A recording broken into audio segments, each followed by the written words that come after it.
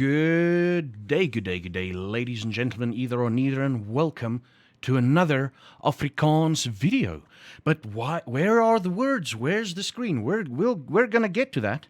Let me just do something. I'm going to show this to you. Right? This is what is known in South Africa, or in Afrikaans, as Beskuit, or if you're English, a rusk. Okay? And you dunk it in your coffee, and then you eat it.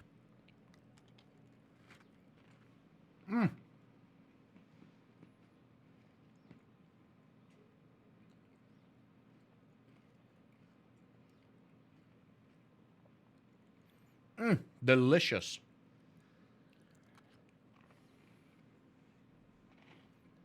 I'm leaning away from the mic so you don't hear me eating.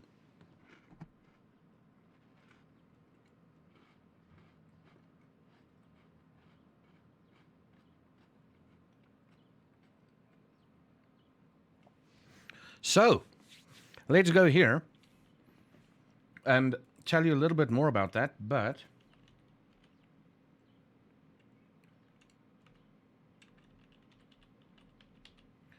because I need to explain to you what it is, and we are going to use, obviously, the Wikipedia entry, but before we get to that, let's go to, my freaking Stream Deck doesn't work. I need to update it after this.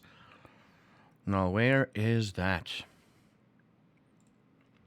It's this one. Yeah, baby. All right. So you remember the last time I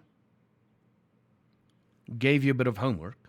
Do not sleep, right? Now, this is quite an easy one for the double negatives. The answer is, tell me if you've got this. Moenie slaap nie.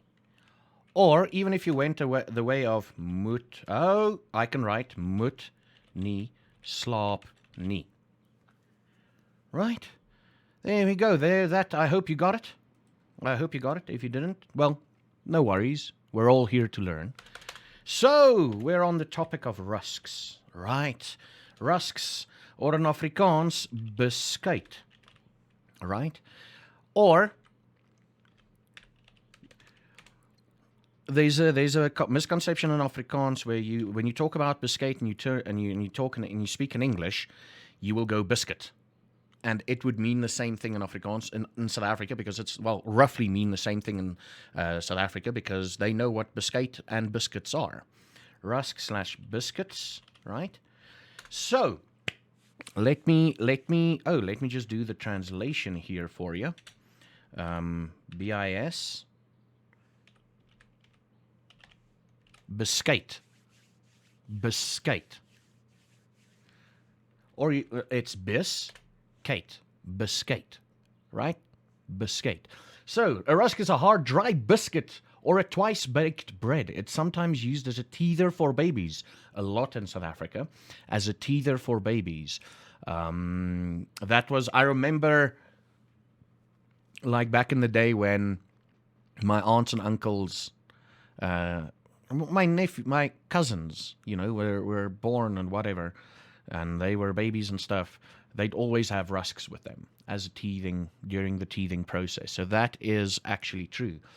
In some cultures, rusk is made of cake, which is rather than bread. That's weird. That's a cake rusk. In the UK, the name also refers to a wheat-based food additive. Okay, so that's not too bad. Right? That's not too bad. Let's go to what it means in South Africa. Rusks is the anglicized term for beskuit, and is a traditional Afrikaner breakfast meal or snack. That is completely true. I make my own rusks or beskuit, and, whenever I need something to eat or I want to nibble on something, I just go, boom, baby, I have some rusks. They have been dried in South Africa since the late 1960s as a way of preserving bread, especially when traveling long distances without refrigeration. Their use continued throughout the Great Trek and the Boer Wars through to the modern day. Rusks are typically dunked in coffee or tea before eaten. Now, what I like to do with these rusks, the way I make them, is if you crush them up, you can actually pour milk over them and have a breakfast, you know. Um, Rusks is essentially a double baked bread dough. So you bake it once till it looks something like this, but it's still a little bit wet. And then you heat it. It's a double bake process. And the way they describe it here, it's not. This is the traditional rusks they're talking about. Round balls of dough are closely packed in pans and baked like bread, after which long chunks are cut or broken off and slowly rebaked to a dry consistency. Basically, what I do.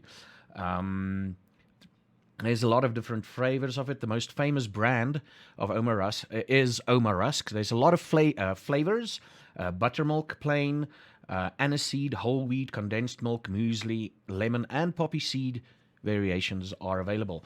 I don't generally like the others. Maybe buttermilk would be good, but yeah, the others I don't like.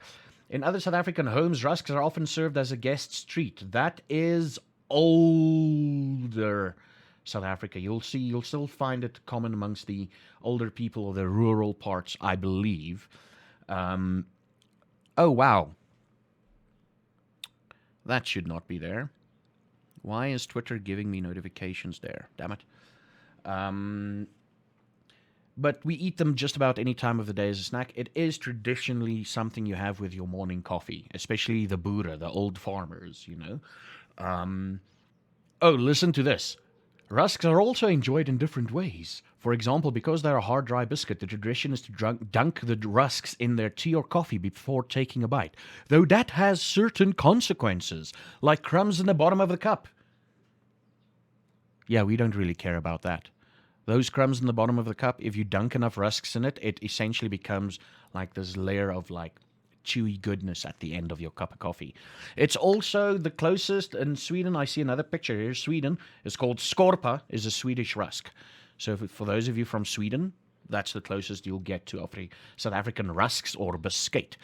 We are going to change a bit of direction in the Afrikaans videos. We are going to try and look at different aspects of our culture and just tell you about it while teaching you a few cool or a bit of Afrikaans phrasing or phraseology or whatever you want to call it.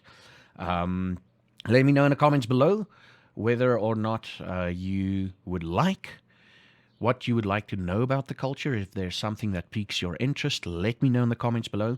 And as always, leave a like and subscribe if you haven't already. Apparently that works. I have no idea. And then, as always, hug someone you love, tell them you love them, and until next time, have a good one.